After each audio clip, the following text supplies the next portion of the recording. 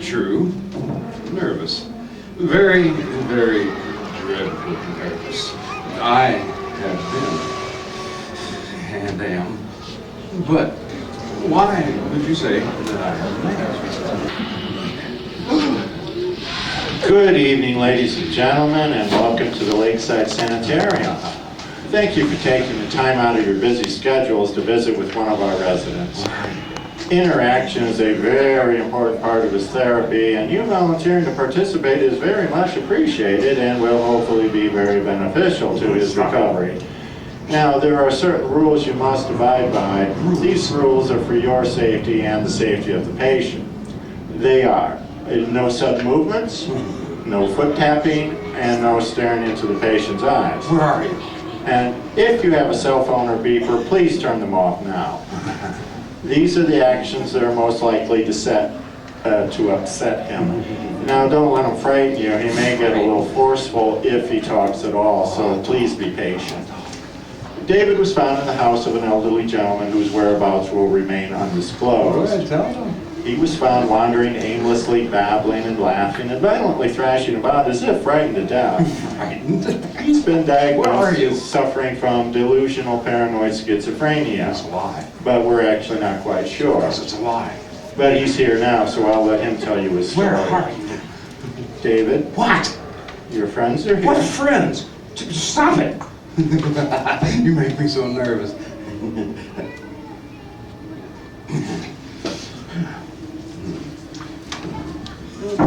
True. Nervous. Very, very dreadfully nervous. I have been, and am. But why would you say that I am mad? The disease had sharpened my senses, not destroyed, not dulled them. Above all was the sense of hearing acute. I heard all things in the heavens and in the earth. I heard many things in hell. How then am I mad? Hearken and observe how healthily, how calmly I can tell you the whole story. It is impossible to say how first the ideal entered the brain, but once conceived, it haunted me day and night. Object? Well, there was none. Passion? Well, there was none. I loved the old man. He had never wronged me. He had never given me insult. And for his gold, I had no desire. I think it was his eye. It was this. He had the eye of a vulture, a pale blue eye with a film over it. Whenever it fell upon me, my blood ran cold. And so, by degrees, very gradually, I made up my mind to take the life of the old man and thus rid myself of the eye forever.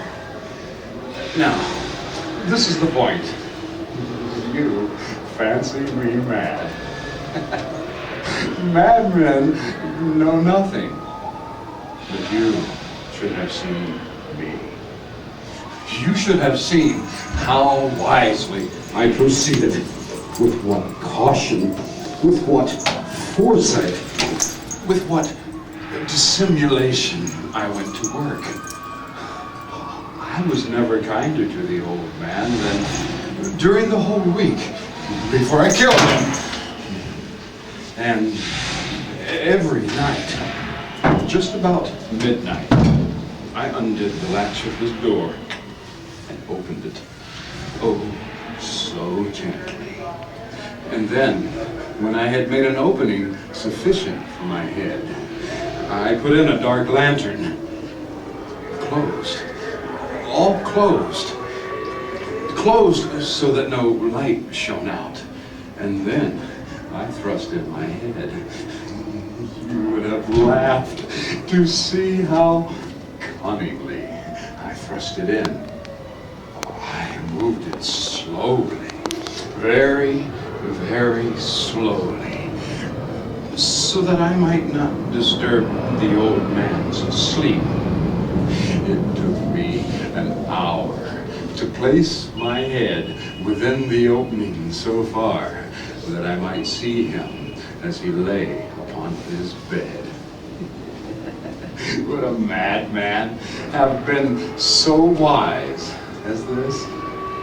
And then, when my head was well into the room, I undid the lantern cautiously. Oh, so cautiously. Cautiously, for the hinges creaked.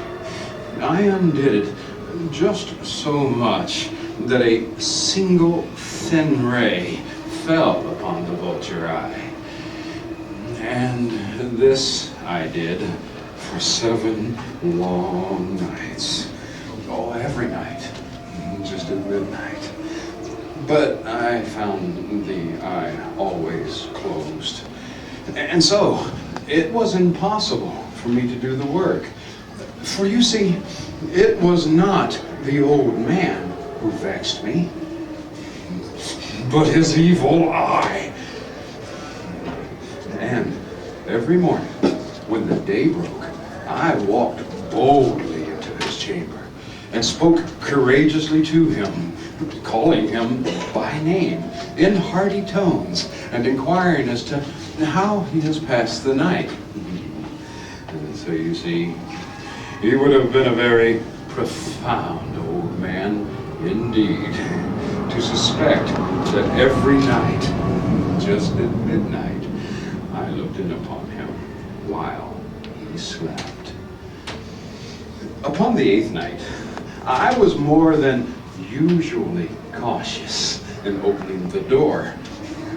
A watch's minute hand moves more quickly than did mine. Never before that night had I felt the extent of my own powers, of my sagacity. I could scarcely contain my feelings of triumph to think that there I was, opening his door little by little, and he not even to dream of my secret deeds or thoughts. I fairly chuckled at the idea, and perhaps he heard me, for he moved upon the bed suddenly, as if startled. Now, you may think that I drew back, but no. His room was as black as pitch with the thick darkness, for the shutters were closed fastened through fear of robbers. So, I knew that he could not see the opening of the door, and I kept pushing it on, steadily, steadily. I had my head in, and was about to open the lantern when my thumb slipped on the tin fastener, and the old man sprang up in the bed and cried out, "Oh, who's there?" I kept quite still and said nothing. For a whole hour, I did not move a muscle. And in the meantime, I did not hear him lie down. He was still sitting up in the bed, listening,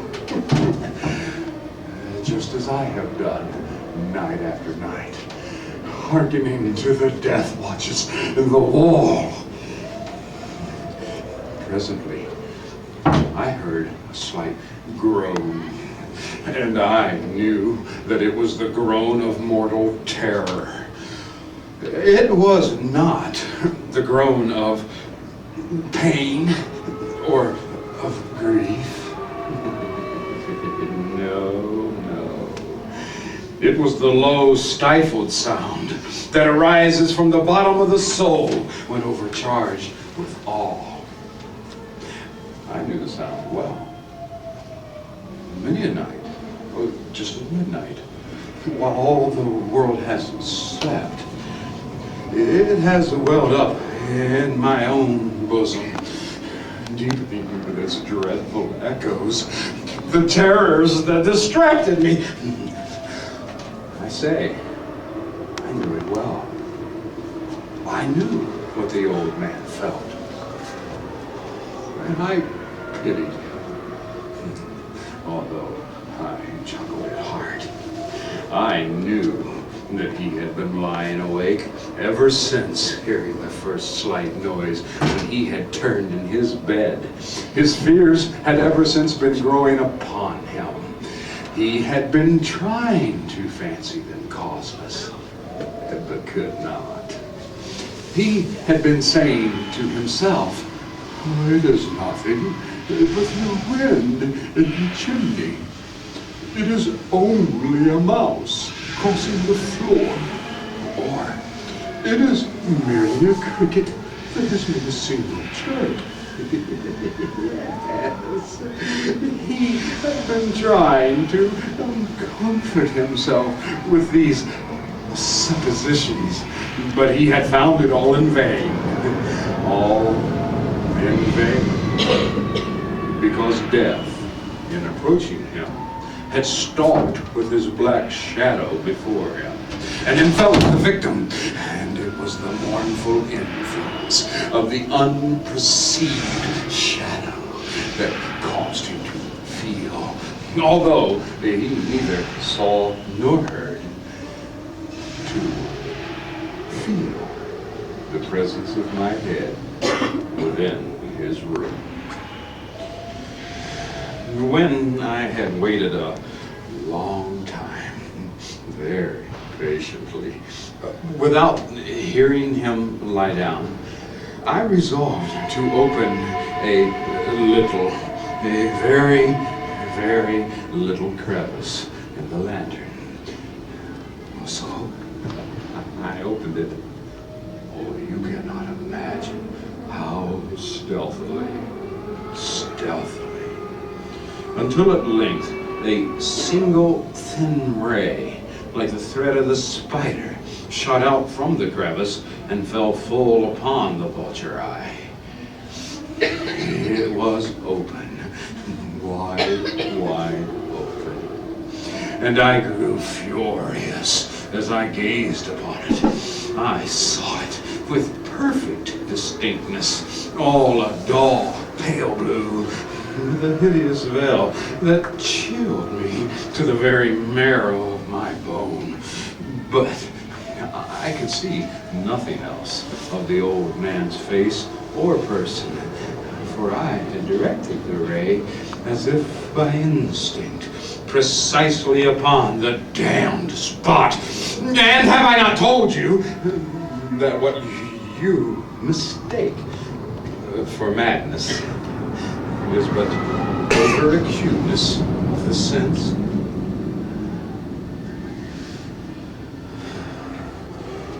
Now I say, there came to my ears a low, dull, quick sound, much such a sound as a watch makes when enveloped in cotton. I knew that sound well, too. It was the beating of the old man's heart. It increased my fury, like the beating of a drum stimulates a soldier to courage. But even yet, I refrained and kept still. I scarcely breathed.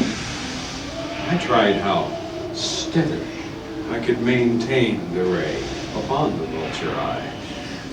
But in the meantime, the hellish tattoo of the heart increased. It grew quicker and quicker and louder and louder. The old man's terror must have been extreme. It grew louder, I say, louder and louder and louder.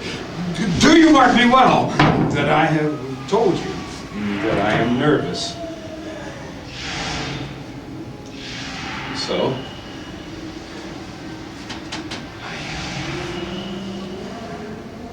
and now, at the dead hour of the night, amidst the dreadful silence of that old house, so strange a noise as this excited me to uncontrollable terror. But even yet, I refrained and kept still. But the beating grew louder every moment. I thought that the heart must burst. It grew louder, I say, louder and louder and louder. And now a new anxiety seized me. The sound would be heard by a neighbor. The old man's hour had come.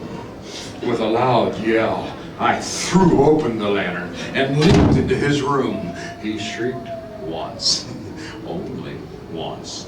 In an instant, I pulled him to the floor and dragged the heavy bed over him. I then smiled gaily at finding the deed.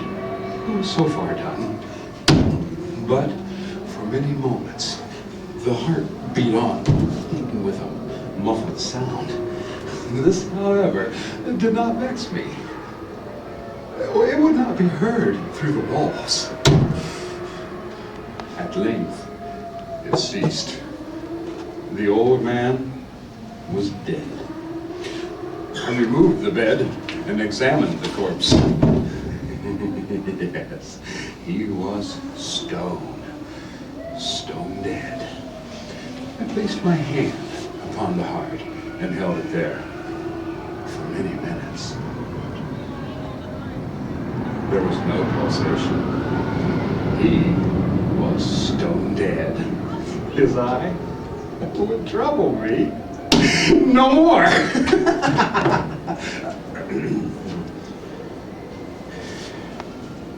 If you still think me mad, you will think so no longer when I describe the wise precautions I took in the concealment of the body. The night waned, and I worked hastily, but in silence. First of all, I dismembered the corpse. I cut off the head, the arms, and the legs. I then took up 3 planks from the flooring of his chamber and deposited it all between the scantlings. I then replaced the boards so carefully, so cunningly, that no human eye, not even his, could have detected anything wrong. There was nothing to wash out. No stain of any kind. No blood spot whatever. I had been too wary for that. A tub had caught it all.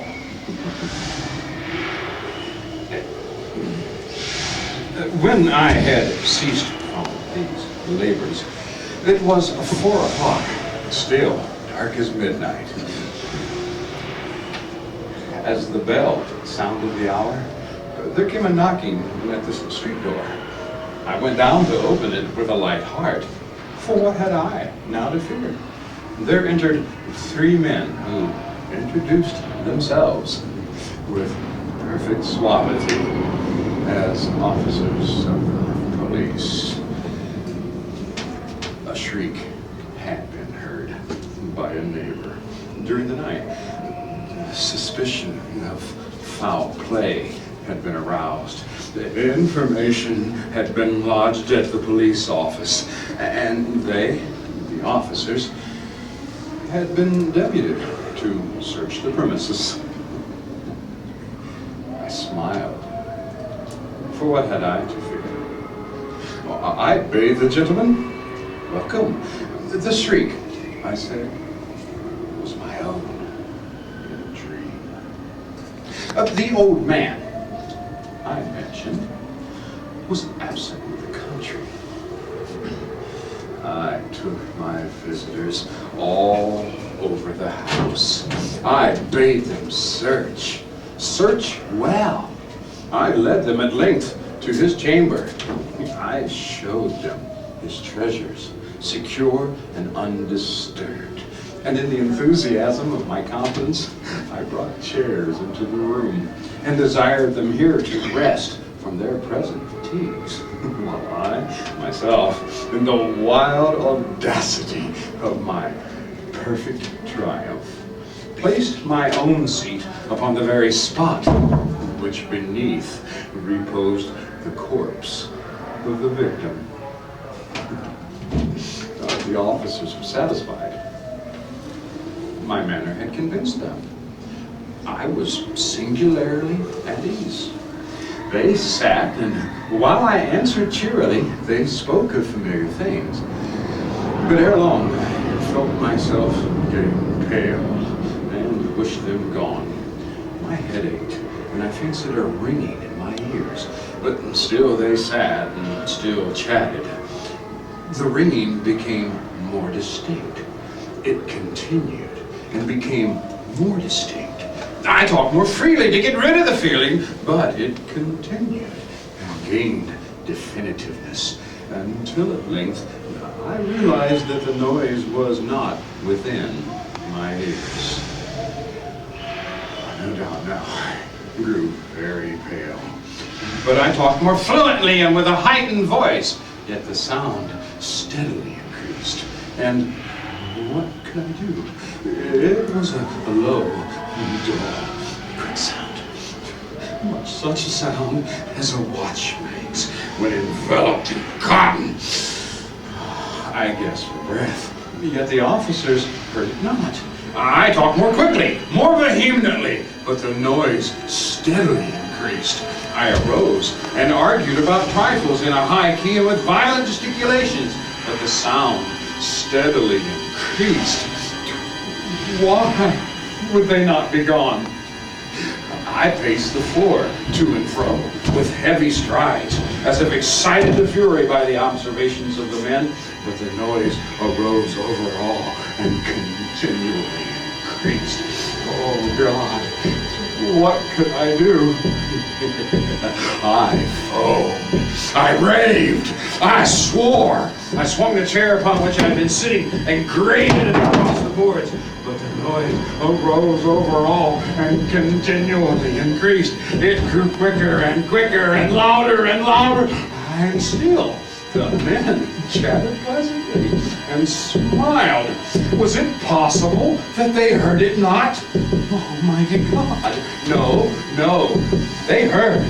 They suspected. They knew. They were making a mockery of my horror. This I thought, and this I think. Oh, but anything was better than this agony.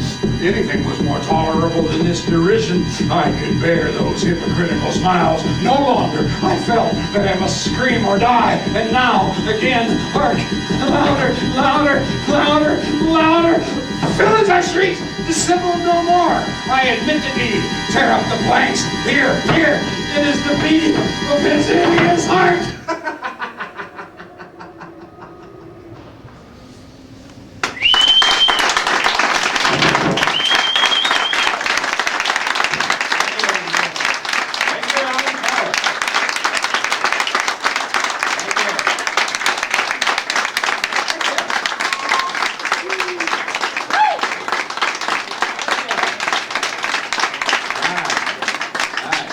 Read that one. All right. Nice. How many returners we got here? How many people have been here before?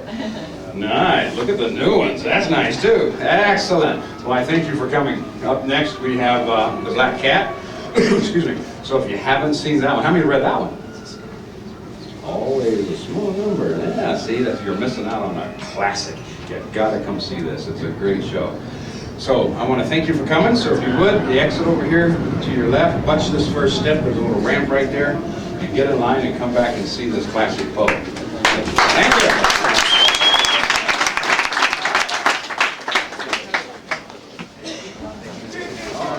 Oh, well, thank you. Yeah? Nice. Send Cedar Point an email and tell them what you think about this. Oh, yeah.